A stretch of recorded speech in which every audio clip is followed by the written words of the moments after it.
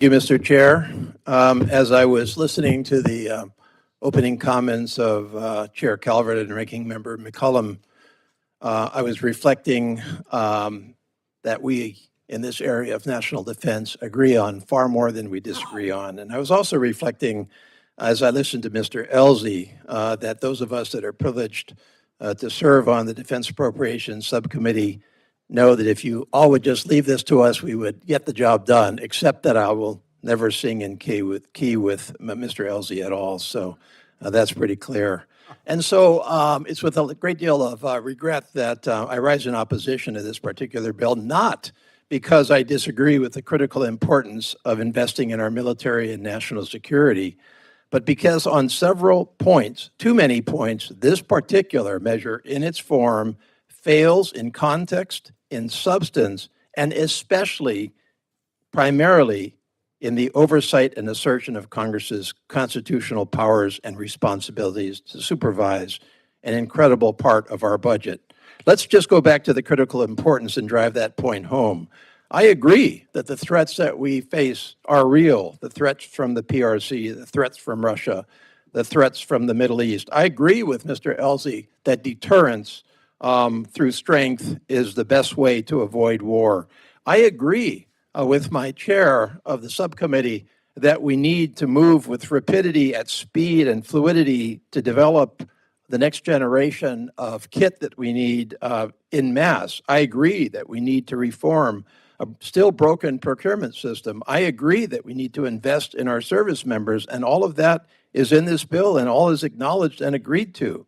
I also agree with what my chair says many, many times, and that is that our consistency and credibility with our partners and allies in terms of our own investment in national defense is on the line right now. We ask our partners and allies to invest 5% of their GDP, and yet today we spend 2.8% of our GDP, which is well below our 50-year average of 4.1% of GDP. That is the cost of defense, the cost of freedom. We're not bearing it. I agree with all of that.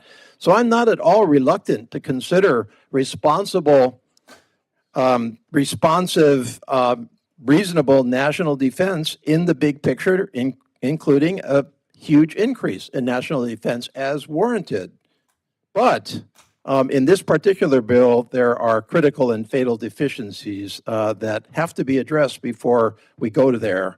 Number one, of course, is the mixed use of reconciliation. This bill is confusing, concealing in many cases, and not transparent in terms of what it's actually going to take.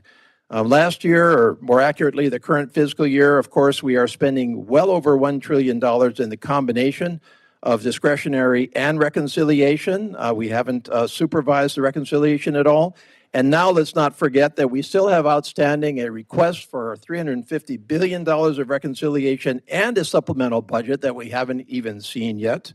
And that is a disjointed, uncoordinated, and not a transparent approach. And until we are able to put this together in the whole context, understand it in the big picture, and decide it in one particular bill, I don't think we should go down any one part of that road. Number two, we have not demonstrated that the Department of Defense has any capacity to execute on a huge 50% increase in one fiscal year budget, and much more than that if you look at 2 fiscal years. Let's focus on the General Accountability Office's report just recently that showed a 10.7% reduction in Department of Defense personnel in just 11 months. I'm sorry, more accurately, 13 months.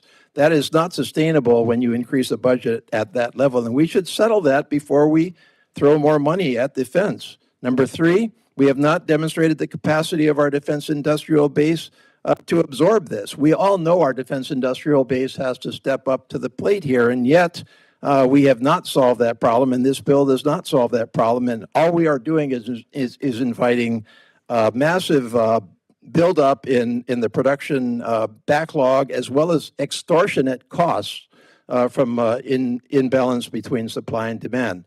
Number four, I have substantive disagreements with the bill. Ukraine, we're going to talk more about the absolute destruction of the merit system.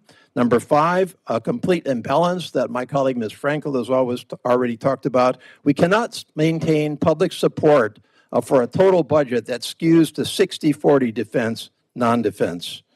And finally, we just have not acknowledged the consequences to our national debt. We're pretending as if we can increase our defense budget by this amount without having to do anything else.